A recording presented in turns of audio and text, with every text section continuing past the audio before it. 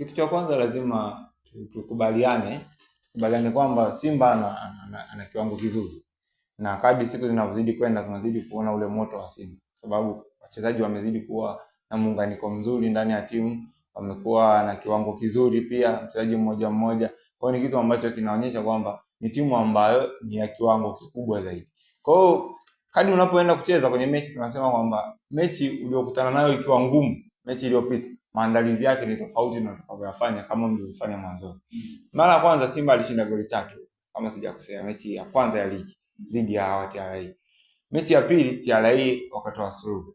Unaona kwamba timu ambavyo mara ya kwanza Simba kama aliingia kwenye mchezo akiwa anaamini kwamba anaweza nikawamudu, lakini wale TRA wakaonyesha ugumu zaidi. Mechi ya tatu ambayo ndo wanakutana sasa hivi, Simba anaonekana kuja tena na moto mwingine. Alafu pia kitu kingine ukiangalia ni michuano ambayo ukipoteza umetoka. Kwa hiyo timu kubwa mara nyingi zinaamini kwamba hii ni sehemu ya kujipatia kitu ambacho nakihitaji. Kwa hiyo walipoenda kukutana, kitu ambacho kiliwatofautisha zaidi ni namna ambavyo Simba wamekuwa bora zaidi, kwa sababu hatuwezi tukaweka chini ubora wa Simba kwa siku za karibuni. Kwamba kadri mechi zinazozidi kwenda mbele tunaona kiwango cha Simba kinazidi kuongezeka, wachezaji wanazidi kuwa na partnership nzuri. Kumwangalia Kagoma pamoja na kiungo yule Kante ni miongoni mwa partnership nzuri sana ya eneo la kulinda mabeki wao. Kwa hiyo unagundua kama Simba ni bora zaidi. Lakini kitu cha pili, TRA wamekuwa kijiamini zaidi. Naamini kwamba ni timu ambayo inakuwa ikijiamini kwamba inaweza ikafunguka. Kwa hiyo kitu ambacho kilisababisha TRA kupoteza ule mchezo ni namna ambavyo walikuwa wanakaba. TRA walikuwa wanakabia sana juu.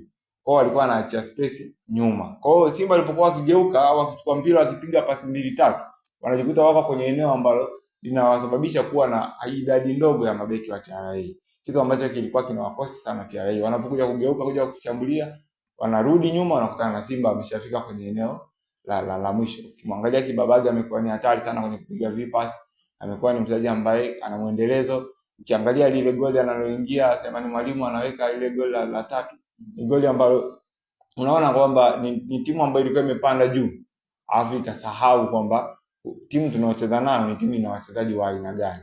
Ukimwangalia Mwalimu anaingia tu na ilikuwa ni kama sio touch yake ya kwanza ni ya pili kufunga goli. Kitu ambacho unaona kwamba Simba imezidi kuwa inaboreka kila siku. Sasa inapokutana na timu ambayo kidogo inajisahau kwenye baadhi ya vitu, Simba imekuwa ikifanya vizuri zaidi. Na Simba inachokihitaji sasa hivi ni kufunga magoli mengi zaidi ili kuzidi kuongeza confidence kwenye timu. Kwa hiyo mimi naona kwamba kitu ambacho kiliwasababisha TRA wamepotea ni kwamba waliamini kwamba Simba bado ni ile ile ya kipindi kile, ya ile ambayo walipata sare. Lakini unachokiona mechi ya jana, naona TRA alizidiwa karibia kila eneo. Hakuwa na sehemu ya kujitetea hata kidogo. Kwa hiyo Simba alikuwa bora zaidi.